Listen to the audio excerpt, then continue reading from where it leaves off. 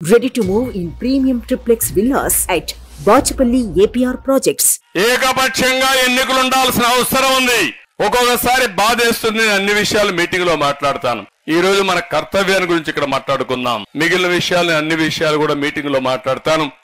ఈ రోజు ఆ మీటింగ్ లో కూడా చాలా విషయాలు చెప్పాలి మీకు. నేను ఒకటే ఆడబిడ్డలందరినీ కోరేది, మీకు అండగా నేనుంటా. 2 కోట్ల మంది ఆడబిడ్డలకు హామీ ఇస్తున్నా.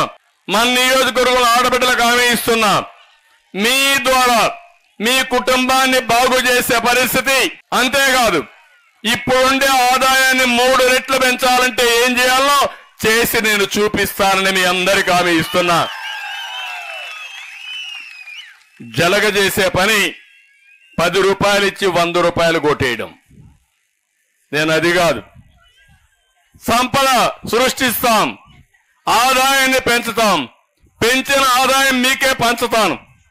ఆ డబ్బులతో 15 రూపాయలు ఇచ్చి 100 రూపాయలు సంపాదించే మార్గాన్ని నేర్పిస్తా. 100 నుంచి 1000 రూపాయలు చేసే మార్గాన్ని నేర్పిస్తా. 1000 నుంచి 10,000 రూపాయలు చేసే మార్గాన్ని నేర్పిస్తా. ఎప్పటికప్పుడు సంపద సృష్టిస్తూ పేదరికం లేని సమాజాన్ని చేయాలనేది నా జీవితాశయం అని చెప్పి కూడా నేను మీకు తెలియజేస్తున్నా. నేనెక్కడో పుట్ల, చిన్నప్పుడు నేను కూడా ఒక చిన్న గ్రామంలో మీలాంటి తల్లులకే పుట్టా. ఒక మధ్యతరగతి కుటుంబం. మా తల్లికి కూడా చదువు లేదు, మా తండ్రి కూడా రైతే. అక్కడి నుంచి నేను కష్టపడ్డా. ఎన్టీ రామారావు గారు కూడా ఒక సాధారణ కుటుంబమే, మహాత్మా గాంధీ కూడా ఒక సాధారణ కుటుంబమే.